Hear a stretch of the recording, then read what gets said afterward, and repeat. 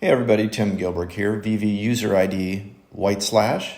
Haven't posted the video since February 1st. Still been following VeVe on other channels and so forth, but I want to give my take on the latest crafting, which was amazing. I luckily had two of the secret rare Eye of Agamottos. I sold one for 700 approximately, and then I crafted the other. Everything went smooth. I know on the Soulstone there was a little bit of glitches that first day, but it was a really amazing experience. It was exciting. It really adds gamification to the NFTs. It's true collector gamification. I feel is different than, we've had speculation in the past about, maybe Marvel Mighties being in games, and this. To go in an actual game is just, it takes years and years and years for these video game makers to do games. So this is a lot of fun. You can speculate on what's going to happen. It keeps the users engaged. I think it's amazing. And they didn't really hype it up much. David mentioned in the past some, things about what if maybe comics. He generalized what the crafting was, but just having it released like this was amazing because it was exciting. We weren't waiting for deadlines. It was just thrown on it, shown to us.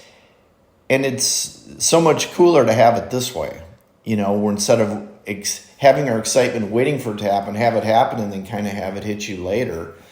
So I think it's super exciting. I think it's way more important aspect than the VEVEVERSE. My Collectibles had Alex G on his podcast last week, and just some unbelievable alpha that you need to watch this next minute or two because it's crucial in making your decisions going forward. It's new functionality for us that I think will have far-reaching implications into how we operate drops and airdrops and collector rewards, etc. moving forward.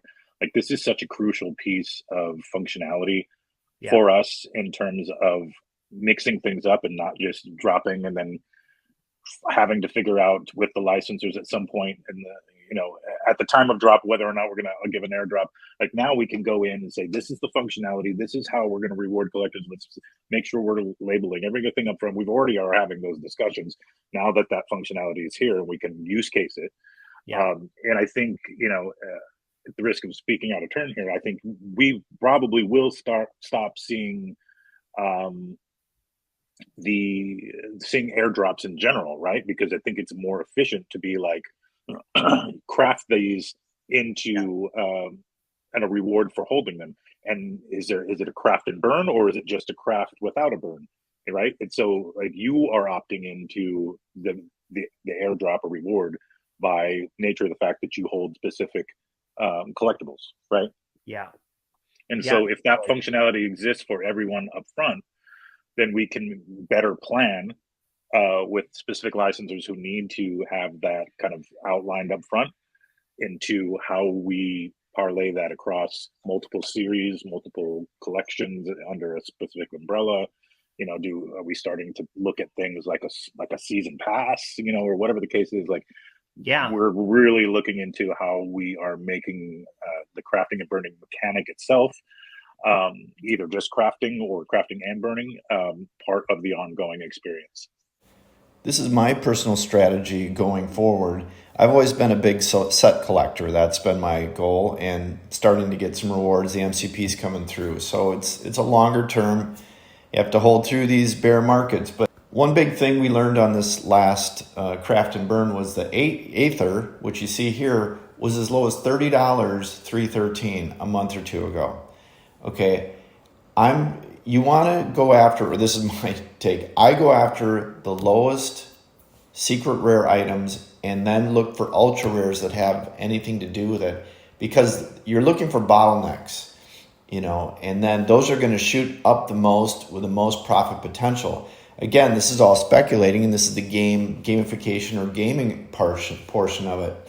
Now, we know VeVe's bread and butter is Marvel/Disney. And Marvel really has a great relationship. They shared a booth at Comic-Con.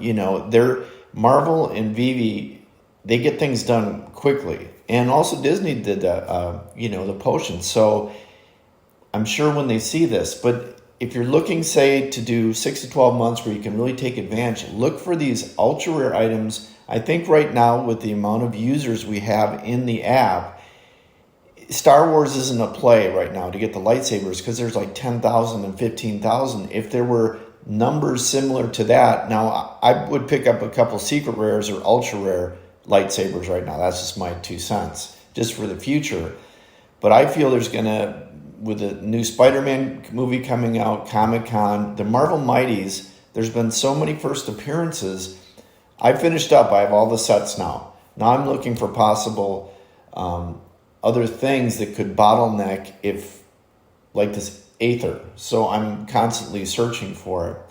So that's just kind of, it makes it fun, strategy. And you look at what's coming on the horizon, because you can go and Google search the Marvel movies, what's coming out. Okay, the Star Wars is this month, but I don't see any huge, I could be wrong, opportunity in Star Wars this month for this, but maybe going forward.